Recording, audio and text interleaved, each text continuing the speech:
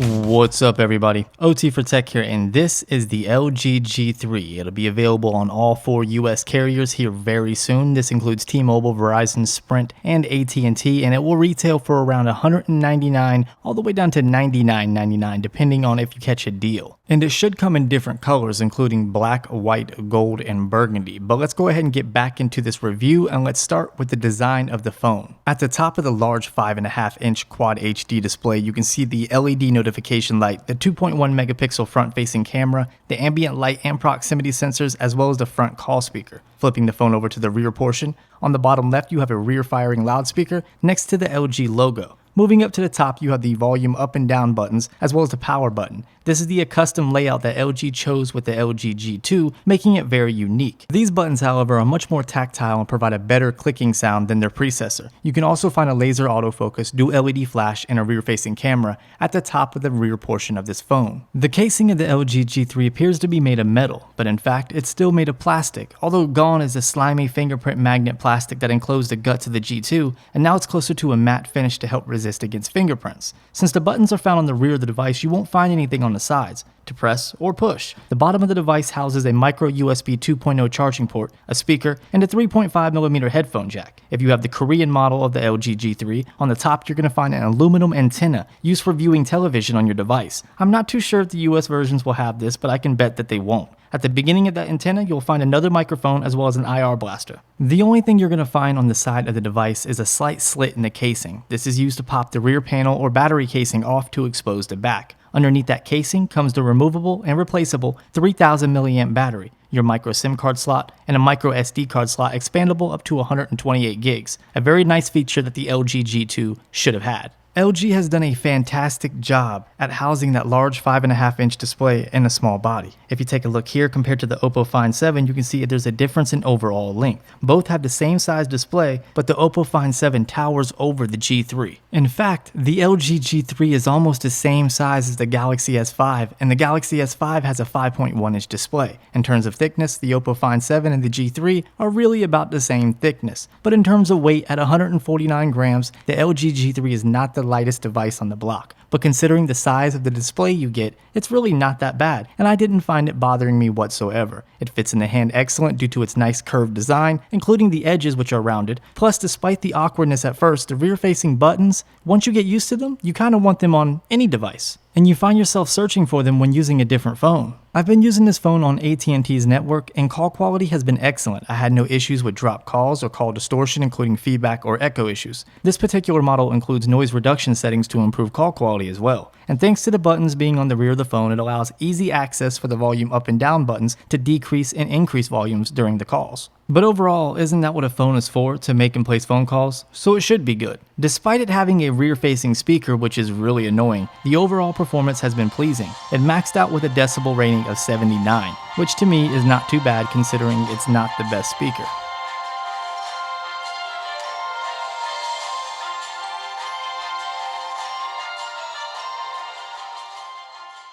Let's talk about that gorgeous Quad HD display that boasts a pixel density of 538 ppi. Although the optimization is not fully there, there's not enough support for third-party apps or even the OS alone, you can't help but admit that the small characters and artifacts just look excellent. One complaint though is that LG seemed to make their display a little bit too sharp, resulting in halo text and images that sometimes don't look lifelike at all. But sometimes that extra sharpness can help when it comes to text or viewing websites and certain apps. Thanks to that IPS display, you're going to get excellent viewing angles, as seen here. So you won't need to worry about missing a scene or an image when your phone is laying on a table and you're not completely hovering over it. LG's screen panel and calibration settings are not exactly the best. It has inaccurate and oversaturated colors, a poor color selection, and not very good gamma reproduction. An update may help this later on in the future, but for now, let's move on to the software side of things. The G3 runs Android 4.4.2 KitKat with its own skin on top of it. LG claims it has toned down the skin, which in my personal opinion, I have to agree with. Like TouchWiz, LG's skin is all about customization, and in their previous skin, they really threw it in your face. With this particular version, they have done a good job at making it really only settings that provide optimal functionality, which in the end improves fluidity, responsiveness, and just the overall experience is much more stable. Going into the settings, you can see the layout for the most part is very flat and simple. With 4 categories at the top, it should be fairly simple to find what you're looking for. Some general customizations can be found under the display part, which includes the screen off effect. You can choose from retro TV, black hole, and fade out. Nothing extreme, but nice to have.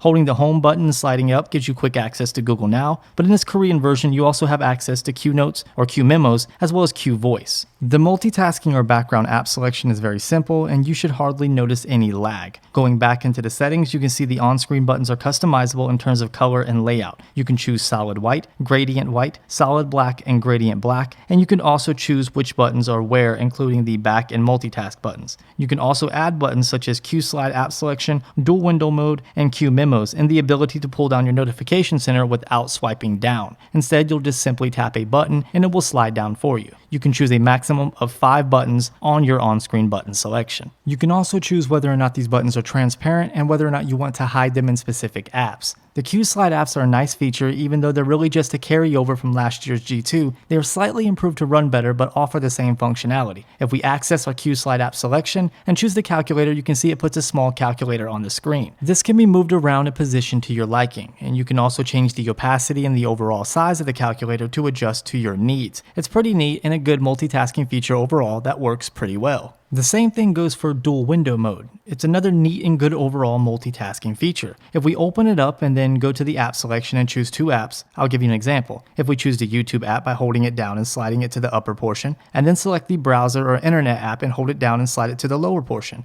You can also adjust the size of the 2 windows by holding down the little bar in the middle and sliding it up and down. You can make the top portion larger or you can make the bottom portion larger. It doesn't really matter, it's just to your liking and to your preference. I did not experience any hiccups or stutter when using the dual window mode. I just prefer it on TouchWiz because I think it's a little bit more polished. To exit it out of dual window mode, all you have to do is just hit the back button a few times or simply tap the home button and go back to the home screen. They have also implemented a new feature called Not Code for added security. LG states that this is much more efficient and much more secure than just putting in a standard PIN. This can be argued, especially when I find it easier to remember a PIN rather than a pattern. My day consists of numbers all day long, so it's easy to pick a combination I already have to remember versus a pattern I have to tap on my lock screen to unlock my device. But in any case, it works excellent and it does give you an added comfort of security. LG has also added their own kind of health app to the software of the LG G3, which is actually more of a widget. I have not really found a reason to use it, and I haven't even found a standalone app. It consists of an activity tracker such as a pedometer and exercise log with some basic settings.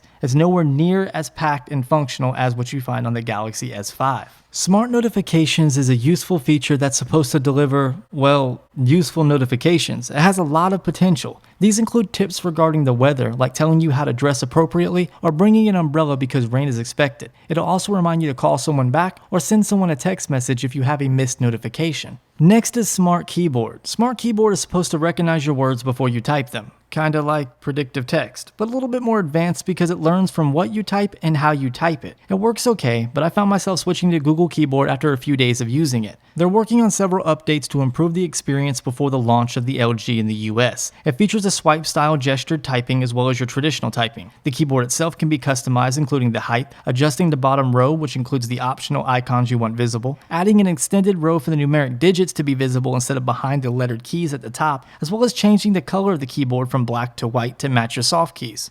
Like the Note 3, you can also take your finger and simply draw the text in, and the phone will transcribe it to digital text. It works well, but the standard method of typing or swipe gestures is much more effective and much more faster. When in landscape mode, you can actually split the keyboard into 2 halves, making a more comfortable typing experience. So let's talk about internals. The LG G3 has the Qualcomm Snapdragon 801 processor clocked at 2.5 GHz. It comes in 2 sizes, the 16GB model, which features 2GB of RAM, and the 32GB model, which features 3GB of RAM. It has the Adreno 330 for graphics and a 3000 mAh battery. In terms of numbers, the LG G3 scored a respectable 26,203 on the Antutu benchmark test. Moving on to the Geekbench Manhattan T-Rex on and off-screen test, you can see it did not do so good compared to the other devices, getting beaten in almost every aspect. When running Qualcomm's own benchmark testing app, which is going to test that Snapdragon 801 processor, it scored a nice 1,593 on the Metal test and a nice 1,740 on the multi-core test. It also did quite nice on the Geekbench 3 test, scoring a respectable 801 on the single core and 2081 on the multi-core testing.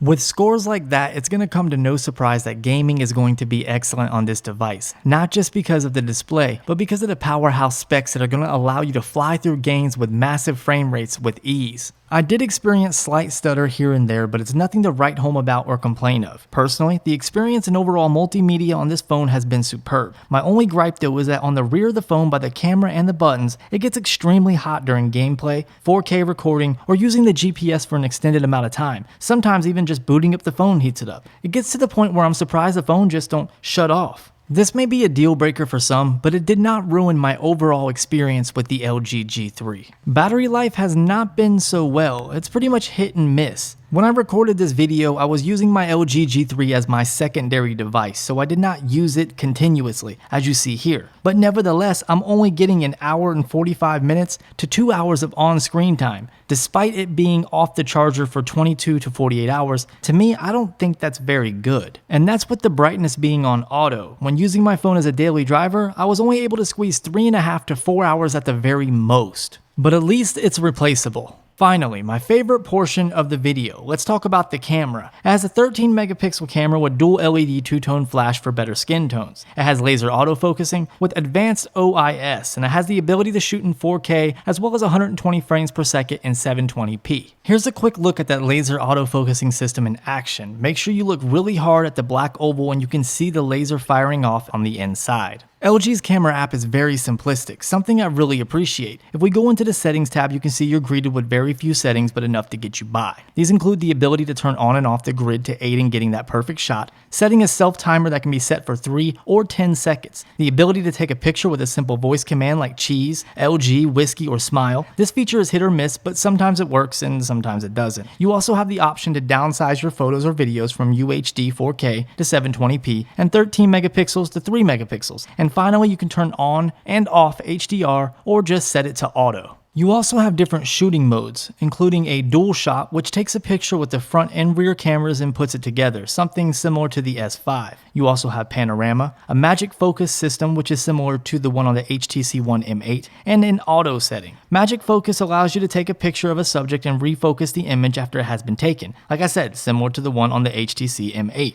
Thanks to the laser autofocusing, it's able to accomplish this pretty good though. Going into the software, you can refocus either using a sliding bar on the right, or you can touch to refocus by simply touching an area and it will refocus the image. In any case, the process is painless. It works well, but you'll need the right distance away from the object to get the full effect. But more or less, it's still just a gimmick. The front-facing camera has a nice little trick up its sleeve. If you hold up your hand like you were waving to the camera will actually detect your hand. If you close your hand and make a fist, it will actually give you a 3-second countdown and take a picture. It's excellent for selfie picture takers out there that really want a cool shot of themselves or with family. I found it to work very well, about 99% of the time. Well guys, you know what time it is. It's sample time. Enjoy.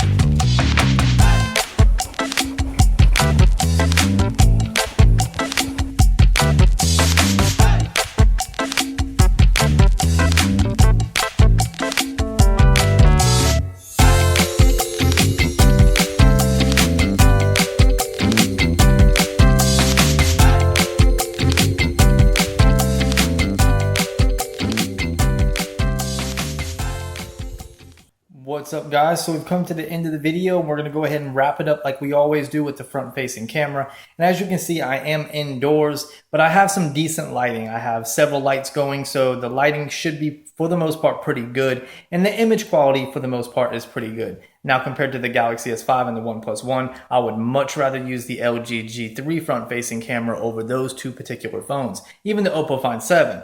But when compared to a phone such as the iPhone 5S, which has a much superior front-facing camera, despite it having a lower megapixel count, it's just not as good. And that's the reason why most bloggers and most people that do video logs choose to use the iPhone front-facing camera over other smartphones, just because that particular front-facing camera is much better.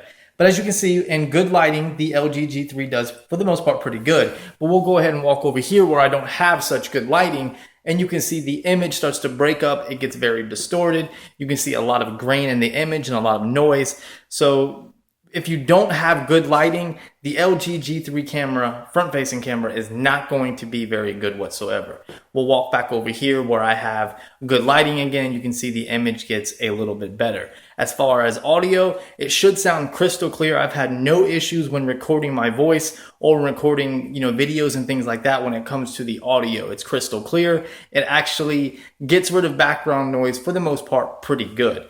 Much better than some other phones that I reviewed in the past. Well, I hope you liked this video. If you did, drop me a thumbs up. Make sure you hit that like button, subscribe to my channel, follow me on all my social media connections. Leave me a comment in the section below. Let me know what you thought of this video. And of course, as always, guys, thank you for watching and all your support.